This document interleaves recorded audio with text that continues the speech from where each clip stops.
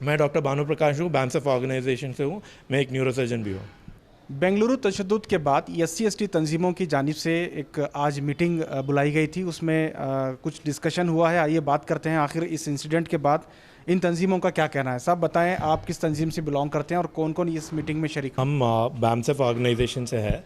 बैम्सफ मूल निवासी मतलब बहुजनों के लिए उनके हक के लिए काम कर रहा है। तो हम आज मीटिंग में हेबार वेंकटेश जी थे, श्रीनिवास जी थे और अपना ये मैत्री साहब भी थे। तो हमने डिस्कस किया कि इसमें षड्यंत्र कैसा हो सकता है, क्योंकि ये जो DGLE में इवेंट हुआ उसमें एक जो MLA है वो शायद बीजेपी में जाना चाहता है, या तो उसके बहन का बेटा जो नवीन है वो बीजेपी का कॉरपोरेटर बनना चाहता है।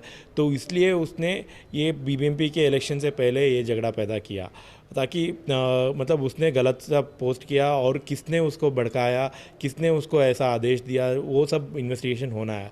वो इम्पार्शियल एक जस्टिस इन्वेस्टिगेशन हो जाएगा तो जुडिशरी इंक्वायरी होगा, या तो CBI इंक्वायरी होगा, तो तभी पता चलेगा। देखिए सर, MLA तो बड़े लीड में जीते हैं और वो कांग्रेस में अभी काफ़ी अच्छी पोजीशन में है। वो क्यों ऐसा करेंगे? देखिए, कांग्रेस और बीजेपी में अनैतिक संबंध है। अभी सब जो भी पहले अभी बीजेपी में MLA MP है वो सब पहले कांग्रेस के ही है। तो ये भी शायद इधर से उधर भागना चाह रहे होंगे। और पहले तो BBMP इलेक्शन है तो इसलिए भतीजे को भेज रहे हैं, बाद में वो खुद जाएंगे। तो ऐसा हो सकता है। और तो इसका इन्वेस्टिगेशन निष्पक्षता से होगा तो ही सच सामने आएगा। और पहले उनको जो ऑर्डर दिया, जो किया नवीन, उनको इंक्वायरी करके उनके ऊपर एक्शन लेना चाहिए, ताकि जो भड़क गए उस पर नहीं, जिसने भड़काया उसको हड़काना चाहिए, जो भड़क गए उसको नहीं। तो ये अभी जो UP जैसा कानून लाना चाहते हैं कि आपने ये तोड़ा, आपने वो तोड़ा, आप अपना उनका जायदाद जब्त करो।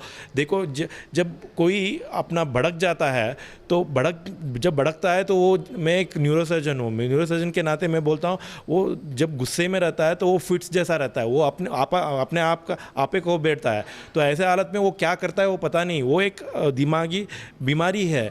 तो गुस्सा एक दिमागी बीमारी है, और जो गुस्सा दिलाता है वो षड्यंत्री है। वो षड्यंत्री को पकड़ो, उसको इन्वेस्टिगेट करो, और किसने करवाया उसको इन्वेस्टिगेट करो, उसको शिक्षा दो, जिसने भड़क गया उसको नहीं। ये साइकोलॉजिकली एक बड़ा सा जुर्म है ऐसा करना। तो ये सही तरीके से होना चाहिए। एक निमांस उनका सबका नार्को एनालिसिस होना चाहिए, तभी पता चलेगा कि किसने भड़काया, किसने आदेश दिया, कि कहाँ से आया आदेश। अच्छा सर, ये बताइए कि अभी जो ये इंसिडेंट हुआ है इसके बाद कुछ दलित SC ST तंजीमें जो है ये भी कह रहे हैं कि ये दलितों पर अत्याचार हुआ है या इस टाइप का, या क्या इस इंसिडेंट के बाद SC ST हो या मुस्लिम कम्युनिटी हो, ये डिस्प्यूट होगा, या इसमें कुछ आप क्या? देखिए, ये जो जिसने भी कराया है उनका यही मकसद है, SC ST और मुस्लिमों को डिवाइड करना। तो वो शायद कुछ हद तक कामयाब भी हुए, पर हमें सबको आगाह करना है कि ये एक षड्यंत्र है। ये सब समझना चाहिए कि क्या हो रहा है। मतलब कुछ तो RSS IT cell think tank कर रहा है, जो षड्यंत्र वो कर रहा है उसका सच में इन्वेस्टिगेशन, मैं बोलता हूँ इंडिया का CBI कोई भी इम्पार्शियल इंक्वायरी नहीं कर पाएगा।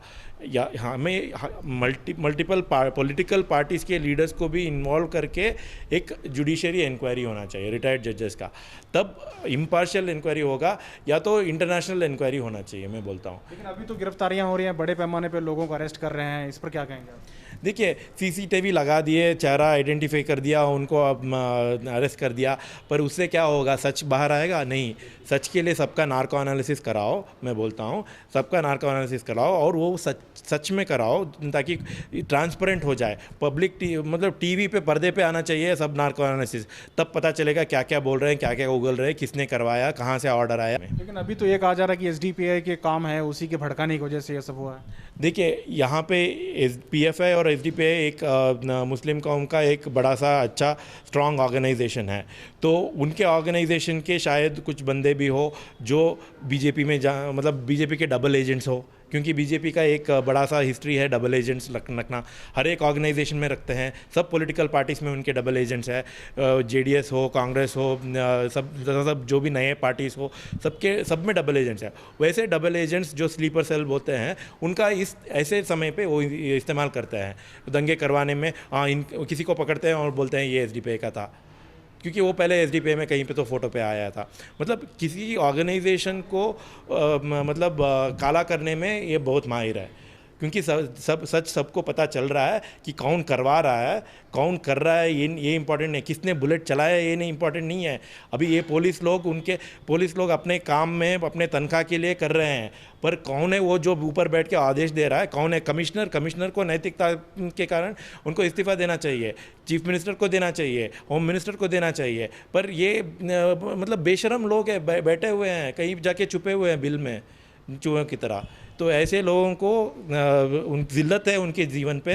मैं बोल रहा हूँ आप खुद तो शर्म करो, और अगर कुछ ना कुछ अपना कम करना चाहते हो तो इन सब शेड्यूल से बाहर आओ और सच्चा जीवन जियो, बोल रहा हूँ। धन्यवाद, शुक्रिया। तो ये थे डॉक्टर भानु प्रसाद। इनका कहना है कि साजिश को फाश होना चाहिए और इसके लिए एक तहकीक ज़रूरी है।